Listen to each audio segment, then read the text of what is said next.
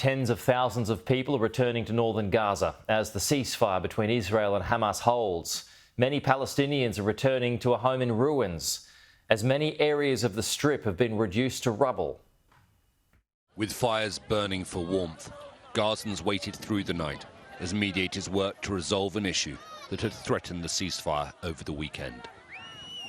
Nearby and in the darkness, Israeli forces started withdrawing from the Netzarim corridor, a passage that has split Gaza in two and that was so strategically important for the IDF campaign in Gaza.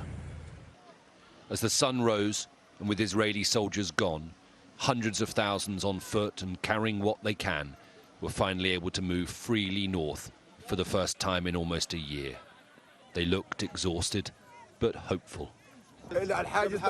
I stayed at the checkpoint for more than 6 days in this cold weather, without a blanket or a mattress. I waited for this moment to see my family in North Gaza. For hours, families walked, with the coast on one side and past houses, many totally destroyed, on the other. It was a tide of humanity, returning home. Many thought that this day would never happen. Palestinian families, for months separated by only a few kilometers but divided by the fighting, were at last reunited. Long queues of cars waited to be checked, piled high with mattresses, rugs, tents, you name it. All the possessions they have left, everything they will need to survive, with so many homes left uninhabitable.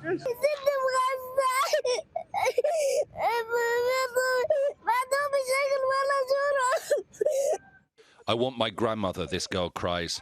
They don't have any food or drink, so I brought her some things, she says. A US private company, using Egyptian personnel, is X-raying and inspecting vehicles as they travel north, making sure no weapons are being smuggled. As part of a new agreement, Hamas has said it will now release 3 Israeli hostages this Thursday, including Arbel Yehud and Agam Berger. And 3 more will be released at the weekend. But as those already home celebrate with their families, Hamas has now confirmed that 8 of the hostages due to be released in the first phase are dead. Israeli forces remain in Gaza.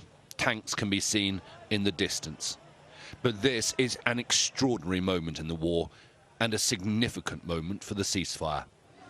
Some of the Israeli far right have criticized these scenes as total surrender to Hamas, and the images are being celebrated by Palestinians as a victory of survival and a message to President Trump that they won't leave Gaza after he suggested that they should go to Jordan and Egypt. We will remain steadfast for 1,000 years, despite Netanyahu, despite Trump, and despite the traitor Arab leaders. We will remain steadfast.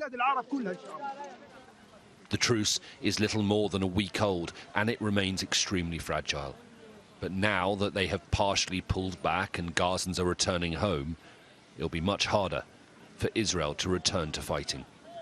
Alistair Bungle, Sky News, in Jerusalem.